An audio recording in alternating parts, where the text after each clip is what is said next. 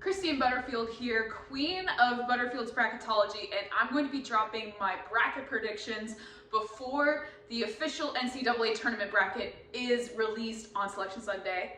Let's go. Hi, I'm Christine Butterfield. Welcome to my channel. If you haven't been here before, I love talking all things basketball. I'm a sideline reporter, on-camera talent, and today we're going to be giving my bracket predictions, which who knows if this is what's going to happen, but it's always fun to lead some discussion and kind of give my opinions before things all get settled. But don't worry, once the bracket does come out, I'm going to be posting a ton about what teams to avoid, what my predictions are going to be for the Sweet 16, Elite 8, Final Four, and the national champion this year. So be on the lookout for that. But for now, let's get into my bracket predictions. I made a whole video on my TikTok about whether Tennessee or North Carolina was going to get the last spot as a #1 seed. But after Tennessee lost to Mississippi State in the quarterfinal of their conference tournament, meanwhile, North Carolina is going to be facing NC State in their tournament final, it seems pretty logical that North Carolina is going to get that spot, especially when considering North Carolina has already beaten Tennessee earlier in the season. So that kind of looks like the top 4 is a lock for now. Now, a few weeks ago, it seems like the top 3 were all locks in terms of where they were going to be seated, but now it looks like there's going to be a little bit of movement since Houston has come out as the regular season champion for the Big 12 in their first year of going to the conference. And now they are in the conference final against Iowa State. Now, this is being recorded before that game has even tipped off. So if Houston ends up winning, I believe that they could make a run for the top overall seed because Purdue just lost to Wisconsin in their conference semifinal. I know, it's like so crazy. So they might not even get the top overall seed right now. And if UConn beats Marquette for the 3rd time, maybe they get the top overall seed. Regardless, it does seem like Purdue will be the #1 seed in the Midwest bracket.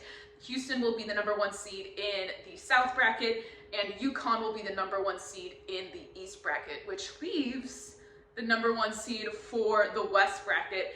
And based on how the conference tournaments have turned out, I think that seed is now officially going to go to North Carolina. Okay, now that we've gotten the #1 seeds out of the way, I'm going to be going region by region to talk about my bracket predictions. So let's go ahead and start with the Midwest region. So as I said before, Purdue is going to be the #1 seed in this region, and they're going to be facing the winner of a play-in game between Grambling and Montana State.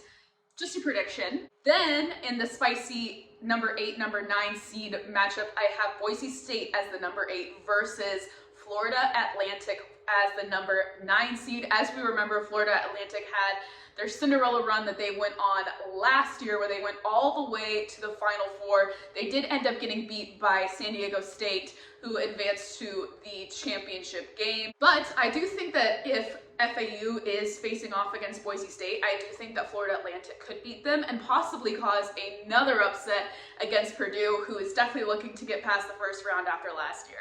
Next up, I have #5 seeded Utah State taking on #12 seeded McNeese.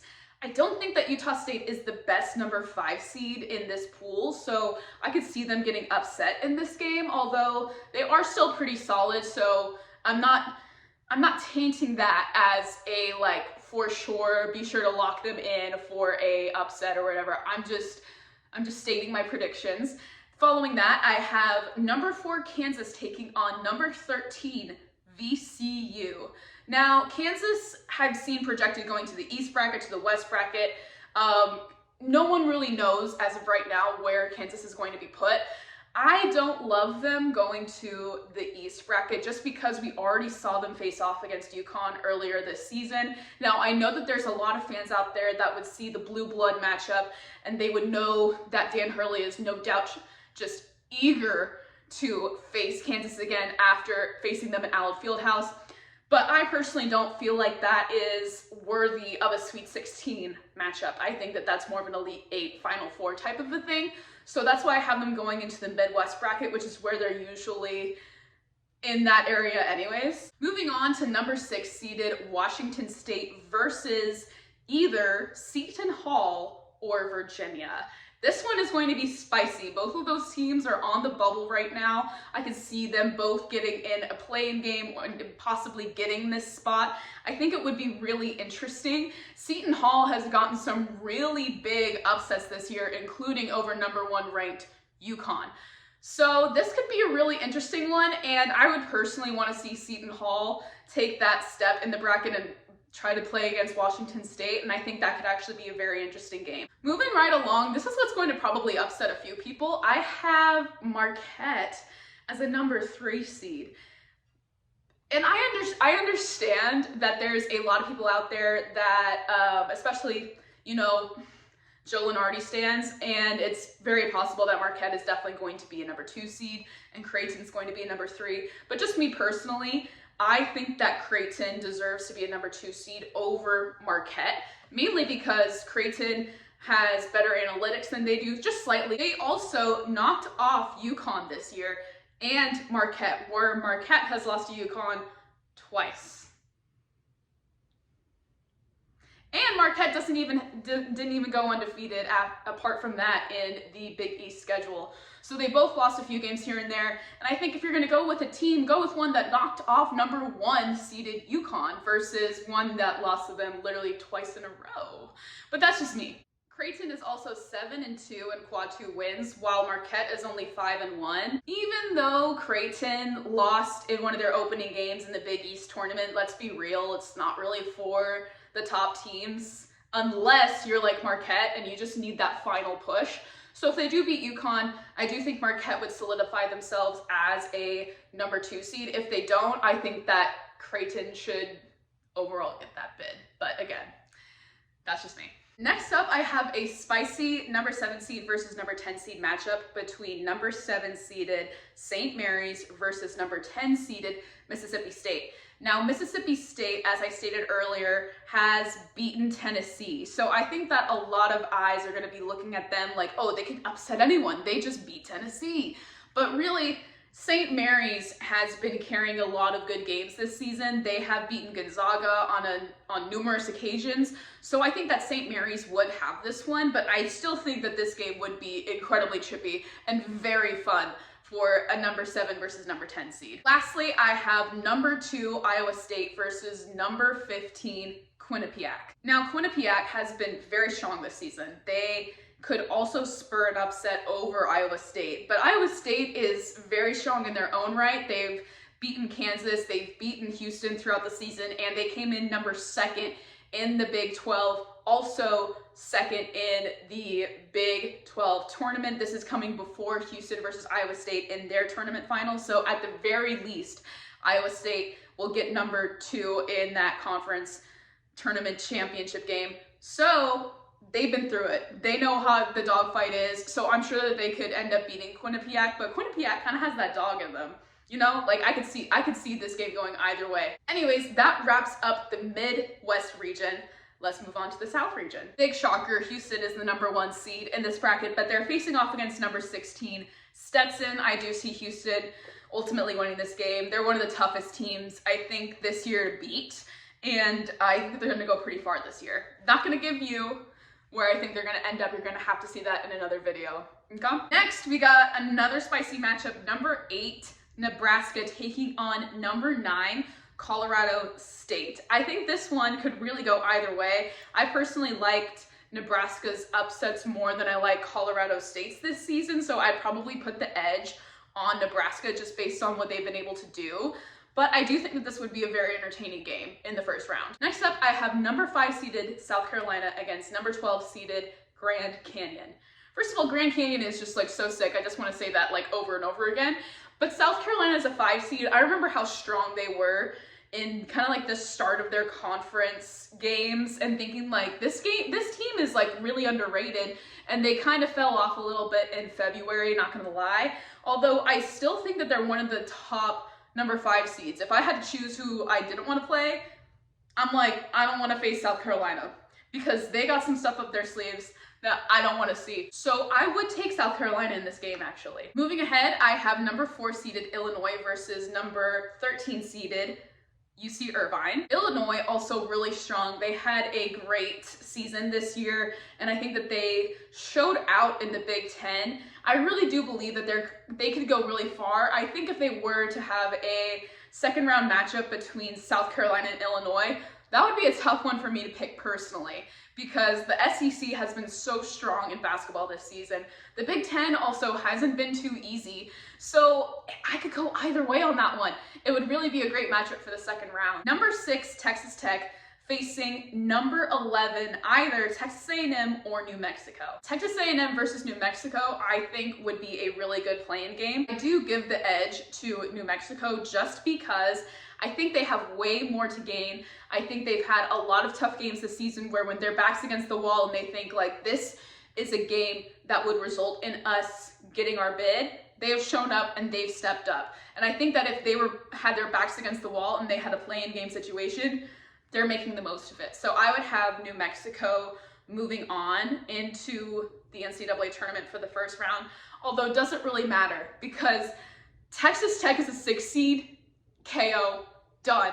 I would hate having to play against a 6 seed and thinking like, Texas Tech, they're like, are you kidding me? They played so well in the Big 12 this year, the hardest basketball conference by far.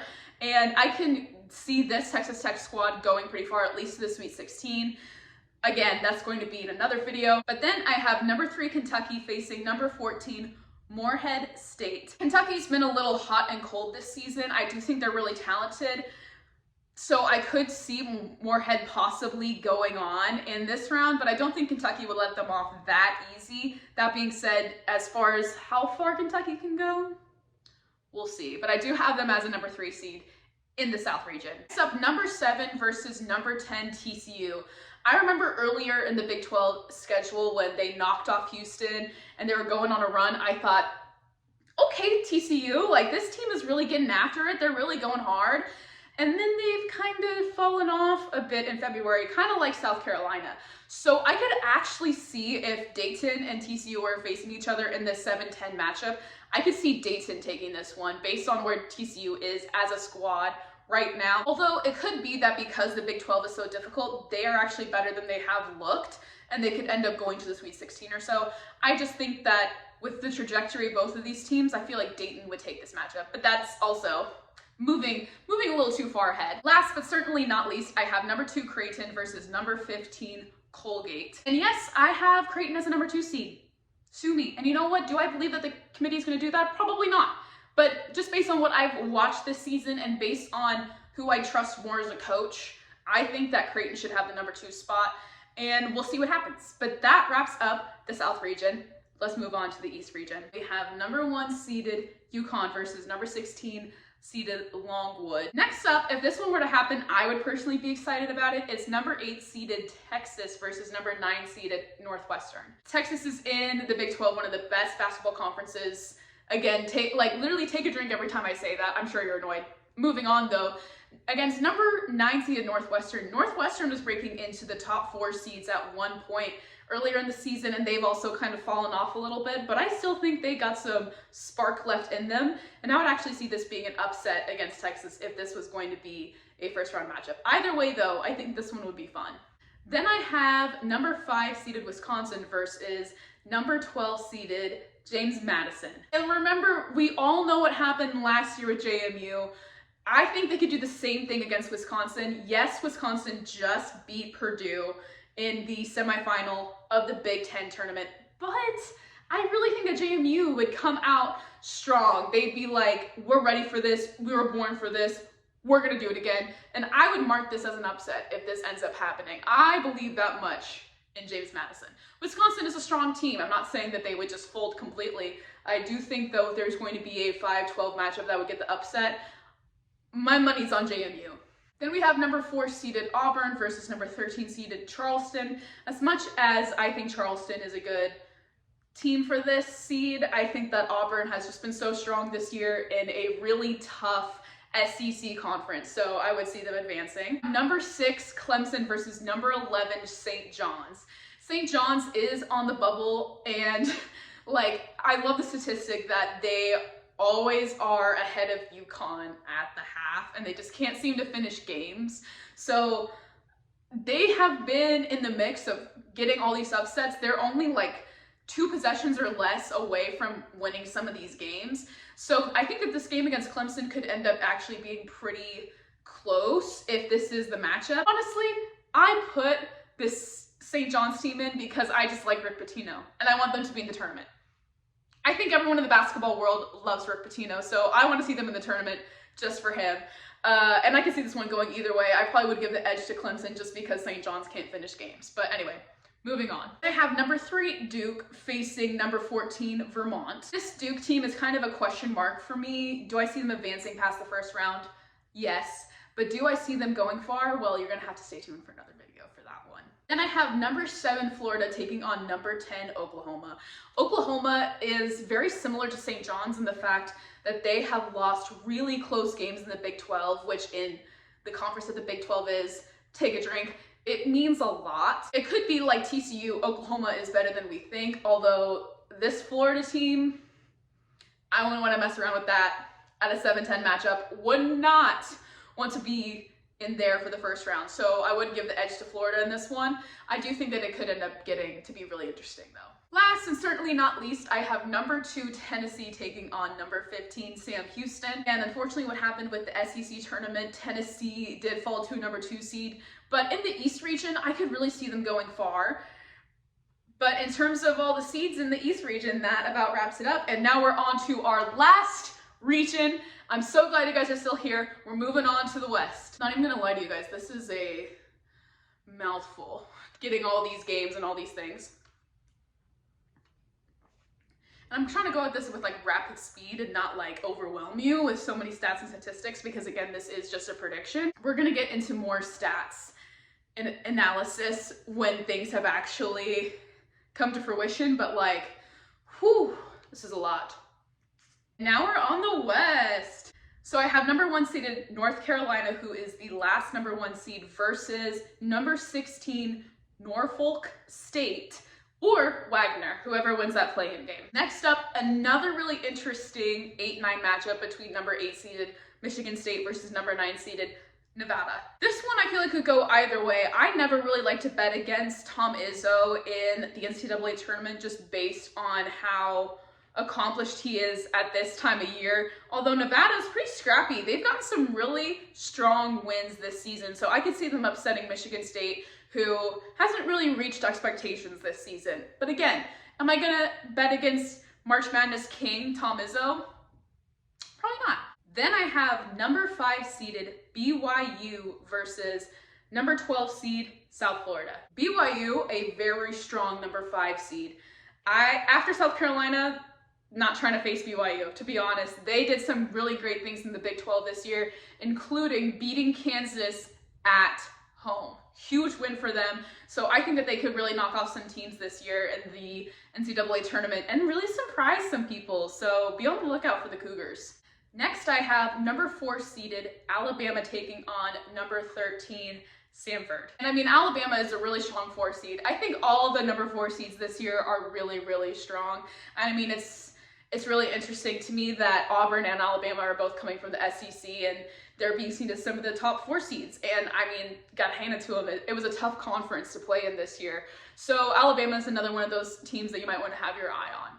Hint, hint. Then I have number 6 San Diego State taking on number 11 Drake. This one feels pretty self-explanatory, but Drake came in at the very end of the season really getting ahead of their schedule and knocking down some key games. I think San Diego State was on the edge of a 4 seed a lot of the time and then fell a little bit near the end of the season. So they're going to be a tough number 6 seed. Are they going to get back to where they were last year? Out of all of the number 3 seeds, I think Baylor is the most talented and the most deep. I think they're going to be the most impressive. And if they're in the West, I could easily see them taking that by storm. But again, just a prediction. Then we have number 7 seeded Gonzaga taking on number 10 Colorado. And I'm not gonna lie to you, out of all the 7-10 matchups, I think this one would be the least exciting for me as a basketball fan, although like they could prove me wrong. I have no idea. I just don't think that Gonzaga has been like the Zags this year.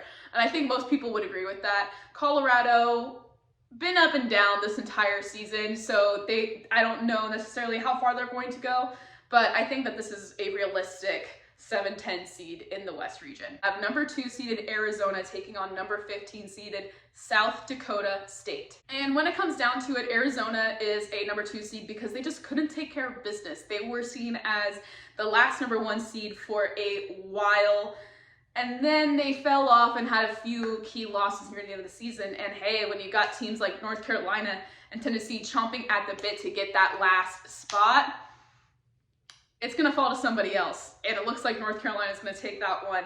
Arizona, though, number 2 seed in the West region, they still want to be in the West, and I think that they definitely will be. I also think that if they're going up against Baylor, oof, what a spicy matchup that would be to look forward to. But that wraps up our bracket predictions heading into Selection Sunday. So if you want to be ahead of the game when it comes to March Madness and you want to have a better bracket than your friends, your family, your coworkers, your neighbors, your dogs, this is for you.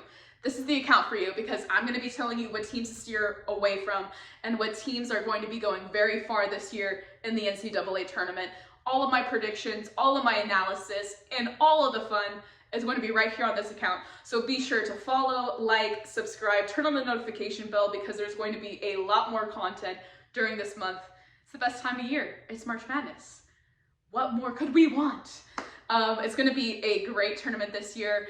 Keep up to date with me, Christine Butterfield. I got all the March Madness content you could ever want or need. So be sure to follow for more, and I'll see you guys very soon.